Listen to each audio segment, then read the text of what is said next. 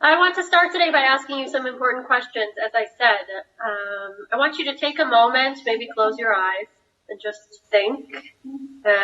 Think for a moment about your last communication.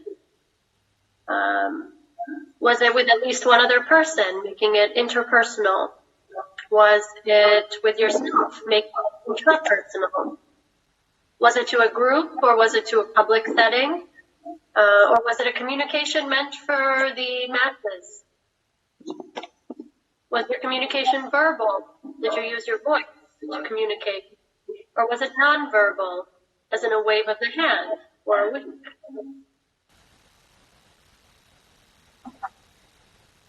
Now think about the content of your last communication.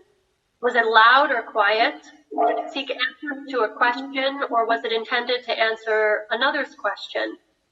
Did you communicate something with your facial expressions or your eyes? Did you share a Facebook post or comment on an acquaintance's Instagram feed? Did you communicate your support to a political party on Twitter, perhaps, or send a text to your boss to say you're not well to come to work today? What was the intent of your last communication? Was it to share feelings with a loved one? Was it to convince someone to do something that would benefit you? Did your last communication go as you had intended? Did the person or persons or faceless crowd on the receiving end of your communication understand the message you hope to deliver? Is there really a way to predict how your messages will be received anyway?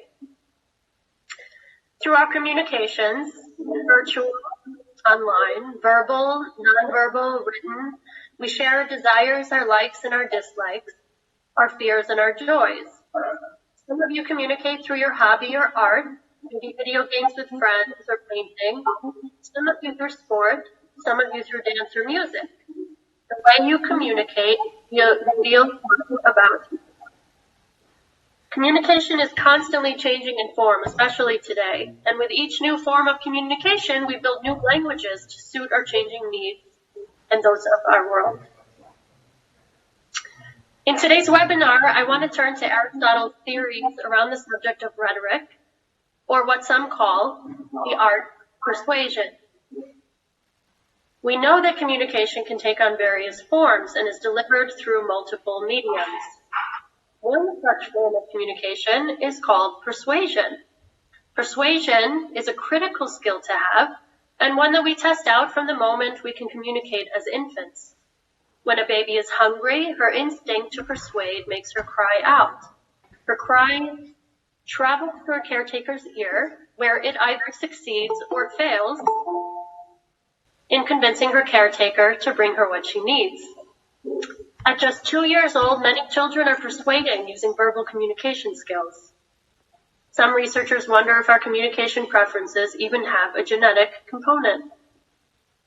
Aristotle understood the importance of skill for all forms of communication and saw it as something to be practiced and honed for oneself, for one's community, and for one's country. So let's talk about Aristotle for a moment. I've constructed a resume for Aristotle, certainly an unusual medium for communicating events and facts of the life of an ancient Greek, but nevertheless relevant here.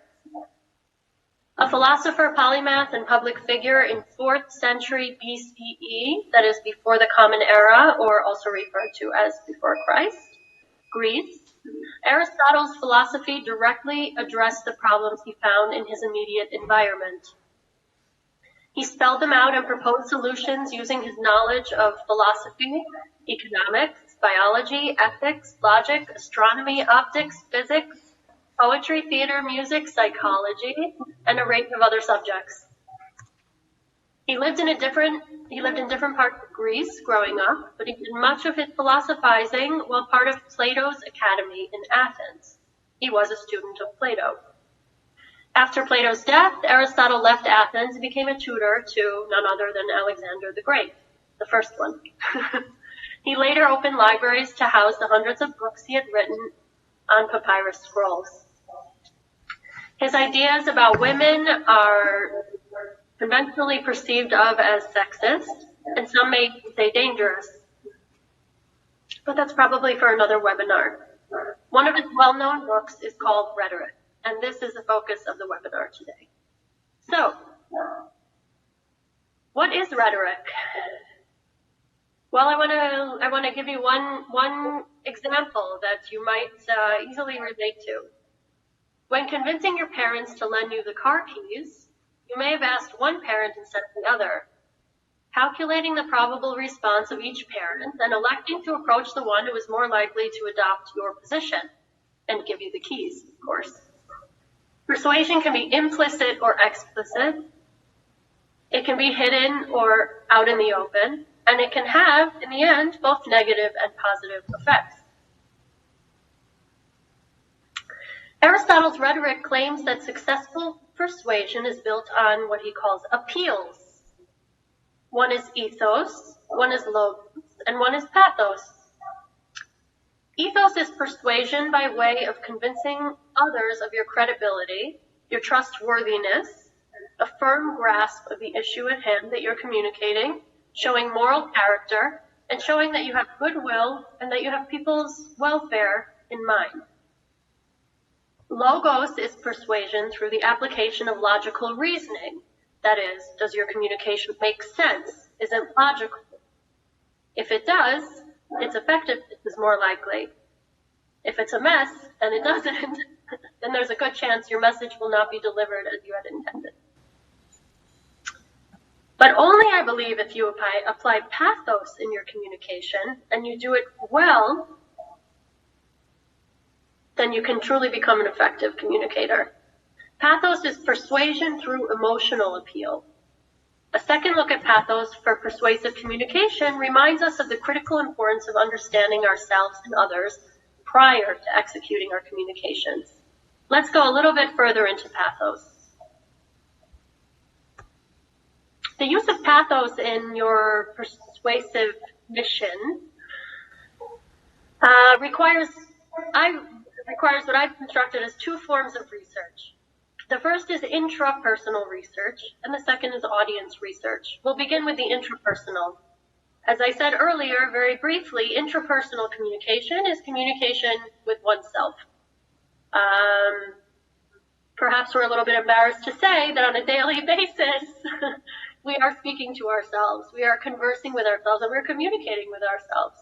And our responses are also coming from within ourselves. Interpersonal research is research that requires intrapersonal communication.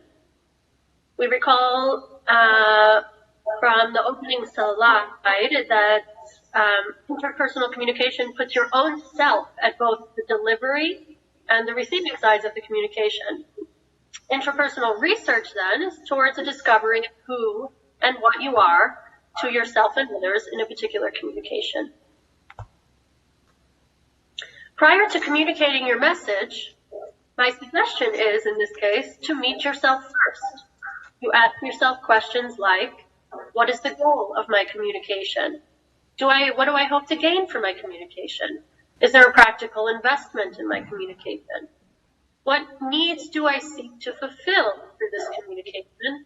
And what about my emotional investment in the communication? I think we've all made communication mistakes in our lives. Perhaps we offended someone unintentionally with what we've communicated. Perhaps someone said to you in the aftermath of your blunder, know your audience. But less often do we hear, know yourself. Aristotle understood that we don't always make decisions based on logical thinking. We're often swayed by our emotions, letting them guide us to this or that choice. He said that persuasion may come through the hearers. He said, quote, persuasion may come through the hearers when the speech stirs their emotions. Our judgments when we are pleased and friendly are not the same as when we are pained and hostile. I believe an effective communicator first has access to their own psychological and emotional workings, tendencies, and social habits. They can then appeal to their audience, be it family, friends, or a virtual world full of strangers, with a real interest in understanding those same habits and tendencies in others. As aspiring innovators who hope to take part in correcting some of the Earth's most devastating problems, it's critical to understand that communication begins and ends with you. Interpersonal communication involves discovering yourself, your beliefs, your interests, your sensitivities, your opinions, exactly where you are at the point of delivering your communication. Let's get into audience research. This is the other side of the coin. Who was the audience of your last communication? Was it your parents? Was it yourself? Was it a friend? Was it a teacher? Was it Trina who's leading this very webinar? Some important questions to ask yourself when you consider your audience include, what are the background preferences and psychology of your audience? What is your audience's opinion? What subjects motivate your audience? Which subjects repel your audience? How might your audience relate to you based on your form of communication? Knowing your audience involves tapping into others, the way they feel, think, and evaluate. A critical part of audience research is to try and understand the psychological and emotional situation of your audience and to predict behaviors based on what you know. Any audience comes to you, whether it's a parent or a faceless identity on the internet. Everyone in your audience comes to you with prior knowledge, expectations, and experience. Every individual on the receiving end of your communication comes from their own socioeconomic background, age, race, ethnicity, language, and cultural background. By learning details about your audience prior to the delivery of your message, you can better prepare to persuade.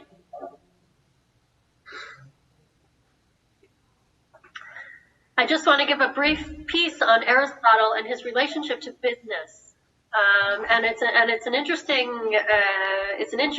anecdote, because many people in business communication today and in communication studies today, they want to utilize Aristotle for modern situations, and this is all excellent. I think this is an excellent use of ancient philosophy for modern dilemma. But it is important to recognize that Aristotle was not pro-business. He was not pro-profit, in fact. Perhaps he would be a different figure in today's world.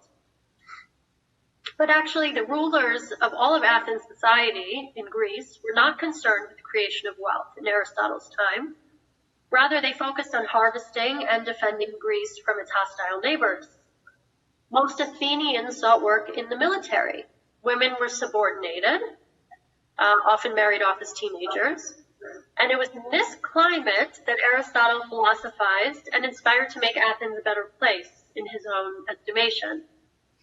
Actually, though, Aristotle believed that making profit was quite despicable. And those who made profit had two options: to keep the money, selfishly, or to spend it on excessive and unnecessary purchases.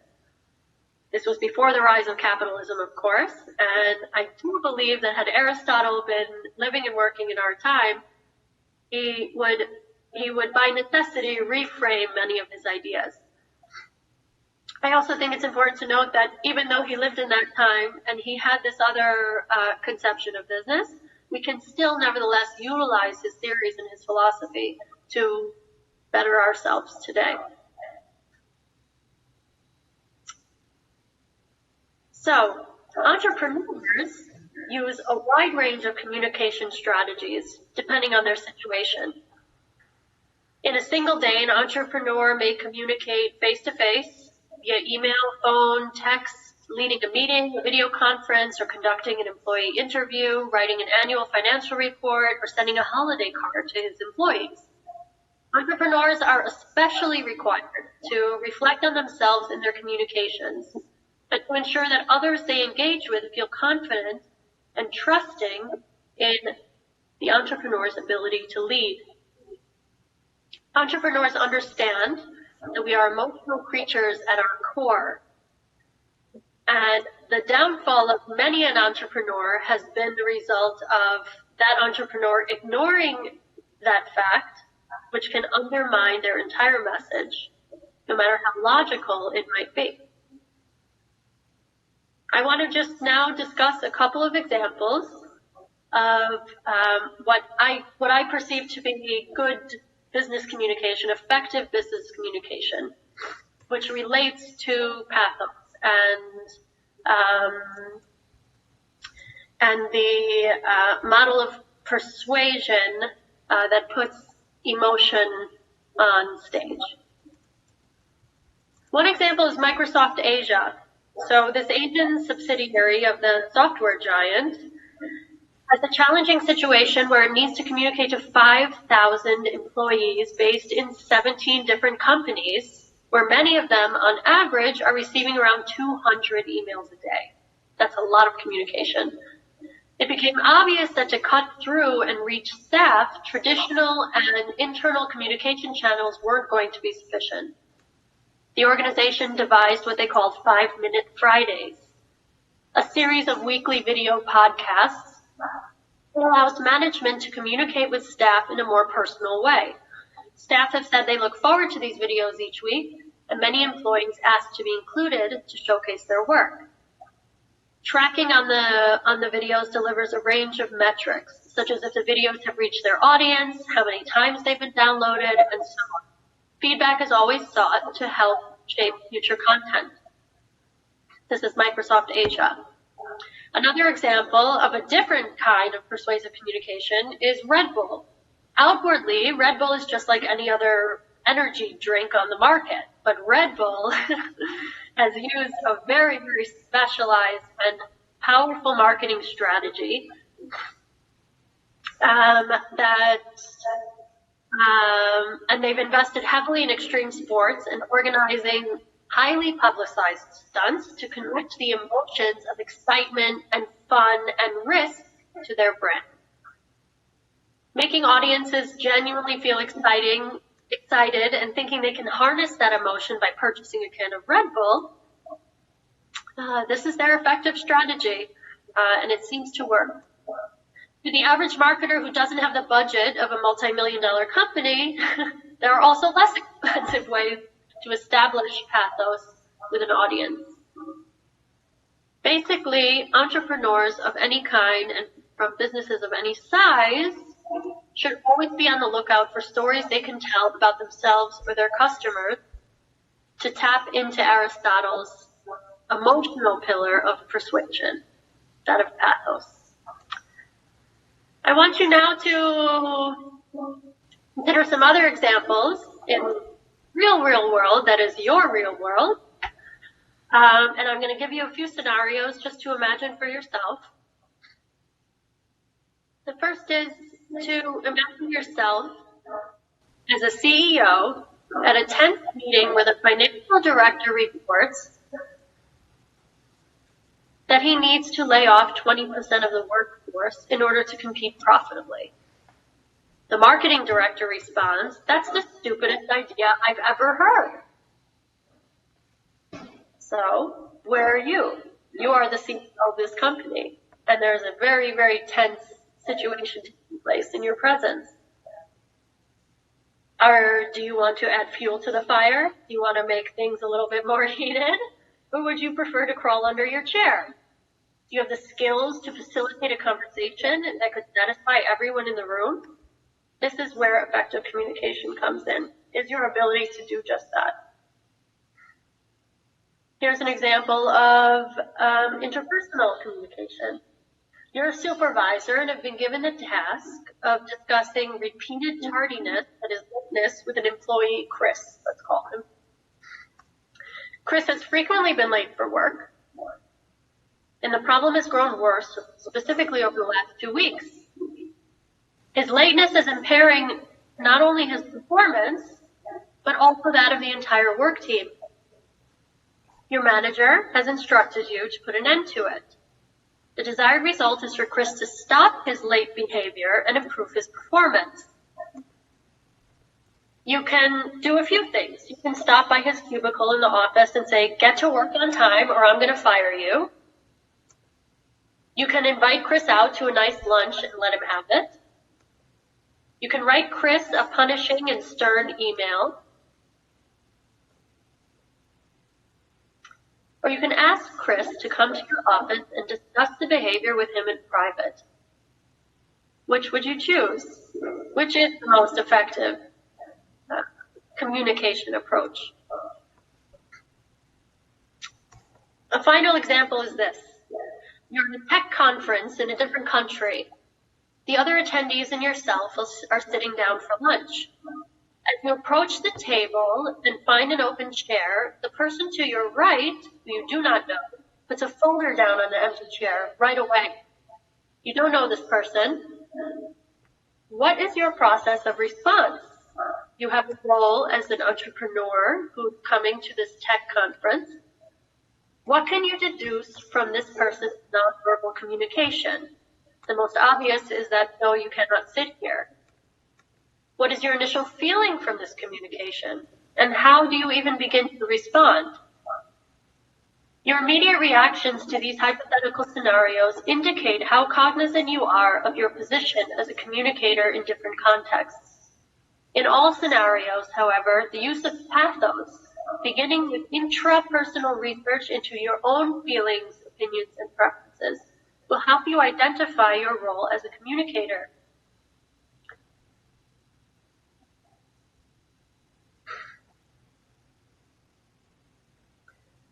Some other topics of discovery that we could cover in this context are communication design, presentation methods across disciplines, ethical communication, self-awareness in communication, and communication styles.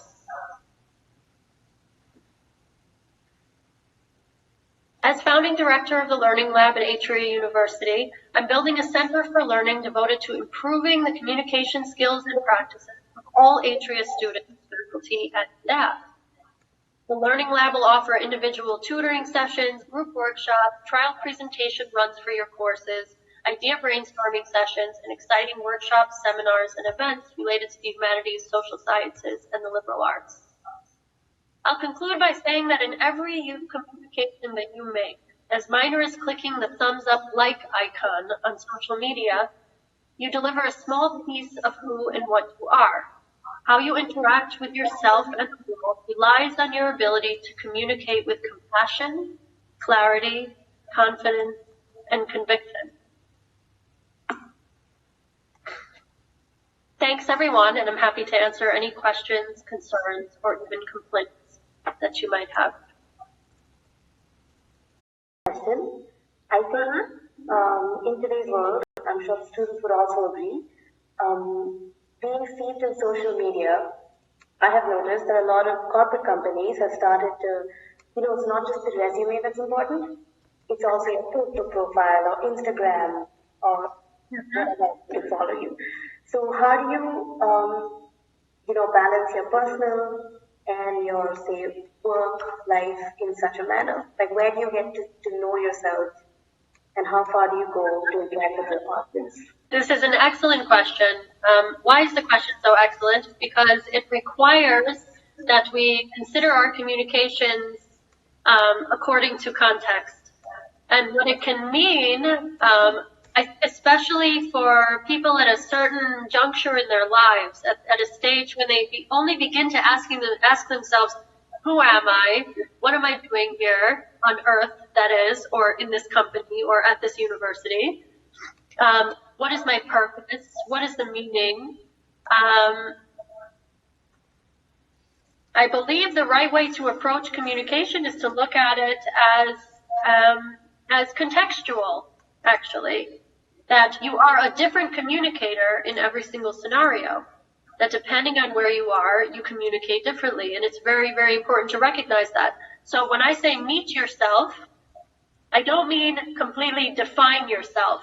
In fact, defining yourself can be the result of meeting yourself through communication by asking yourself these particular questions at the start of each, if you can, at the start of your communications. So meeting yourself as in asking who you are in that particular situation. It's not a broader question. That's a question to take up in your philosophy course. Yes. Thank you guys for participating. Thank you for the lovely questions. Have a good evening, everybody.